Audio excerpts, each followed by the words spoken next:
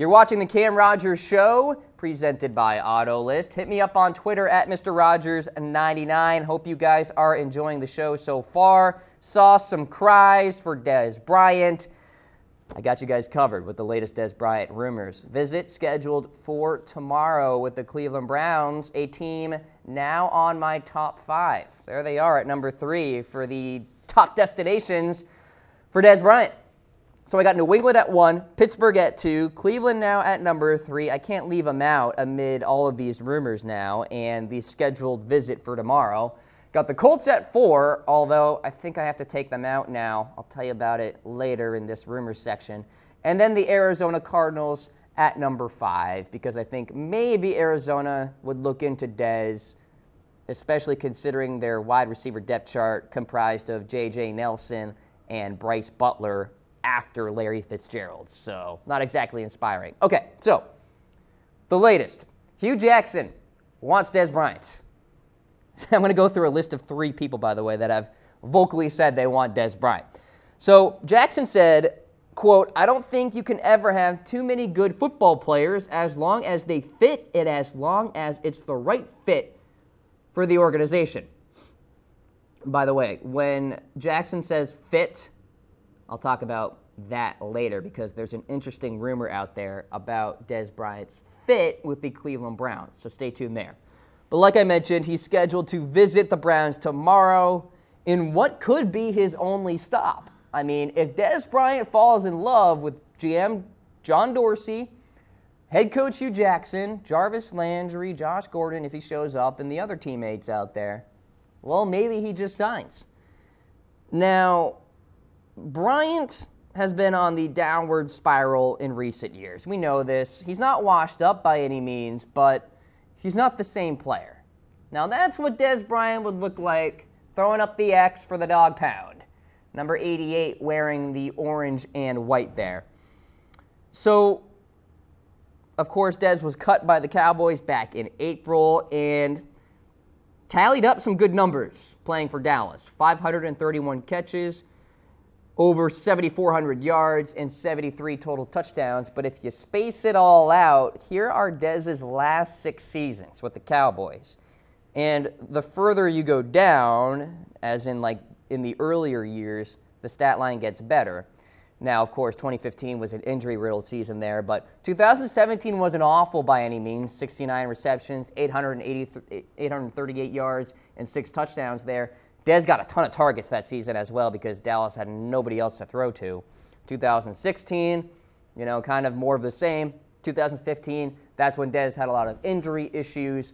And then the magical season of 2014, 88 receptions, just like his number, 1,320 yards, and 16 touchdowns. The Dez caught it season when the Dallas Cowboys lost to the Green Bay Packers at Lambeau Field. We could all play the what-if game all day. If the Cowboys win that game against Green Bay, you'll wonder, could the Cowboys have made the Super Bowl? So would they have beat, other teams out there that were still in the playoffs? More of the what-if game, but still. So 2013, good numbers. 2012, good numbers as well. But you guys see the stark contrast between the slide number 1 that I showed you and slide number 2. Right? I mean, just the production has changed. There it is again. I mean, nothing in the thousands there for the last 3 seasons in terms of his yardage. And the touchdowns have decreased as well, and that's kind of his calling card. Okay, so Hue Jackson wants Dez. Jarvis Landry wants Dez Bryant as well. He said he'd welcome Dez with, quote, open arms. But how about this? He also added, quote, we're just trying to figure out if he wants to be here. Again, another notion of if Dez Bryant is the, quote, right fit for the Browns. So it seems like there's interest in this guy, but at the same time, there's this kind of skepticism in a way. Like, is he the right guy for the Cleveland Browns? Now, Dez's visit tomorrow is the day before the Browns clash with the Buffalo Bills in Week 2 of the preseason. It makes you wonder also if Dez Bryant and Jarvis Landry would mesh well together. Now, we all know that Landry is a passionate guy. You saw evidence of that recently on Hard Knocks, right? And the speech went viral on the internet, on Twitter and Facebook and MySpace, if people still use that. So Jarvis Landry's a passionate guy. Dez Bryant is a passionate guy as well. So would Landry and Dez make good teammates? It begs the question, would they kind of work well together on the football field? Let's say Dez has more catches than Jarvis in one game. Will that create contention between the two? Something to keep in mind. By the way, I think part of the pull for Dez Bryant to sign with the Cleveland Browns is the fact that Cleveland is on Hard Knocks this year. Dez kind of gives me that Hollywood sort of vibe. I feel like he likes the cameras. He's not quite like Terrell Owens level, but he's still a guy that, likes to show his personality and, doesn't mind the bright lights a little bit. Okay, so Hue Jackson wants him. Jarvis Landry wants him. Tyrod Taylor also wants Dez Bryant, saying, quote, "That would be awesome. I've said this before. We know what type of talent Dez brings to the football field. He's been a very, very good player in his time throughout this league, and he adds talent to the wide receiver room."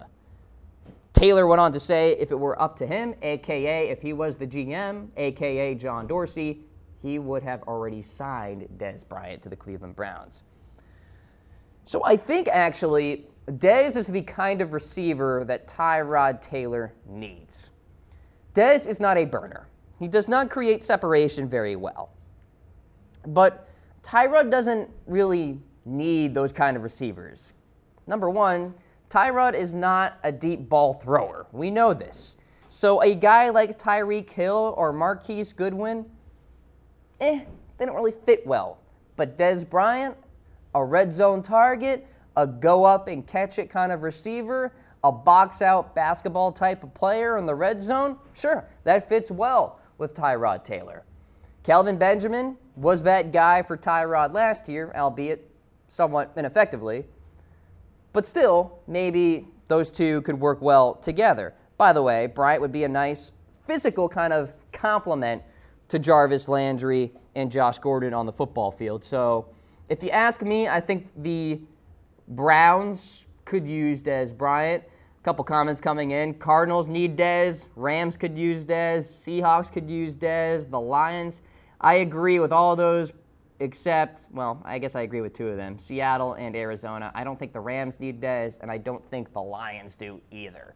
All right, more on Dez Bryant coming up, but first, this is the Cam Rogers Show presented by AutoList. If you are looking for a new or used car out there and you are tired of browsing a million sites, go on to Autolist.com or download their top-rated mobile app for iPhone or Android today. All right, so more on Dez Bryant here. Interesting report coming from ESPN Cleveland. Maybe the Browns leadership is a little unsure about Dez Bryant. So ESPN Cleveland is reporting there is internal discussion about whether Bryant molds well with the Browns. So the Browns are reportedly confident in the crop of receivers that they have right now, especially the ones down the depth chart. So we're talking about 6th round selection Damian Ratley, C.J. Board as well, UDFA Damari Scott, undrafted free agent. GM John Dorsey may not be as interested in signing Dez Bryant now than what he was in previous weeks, because we have gone through some more training camp and preseason data, if you will.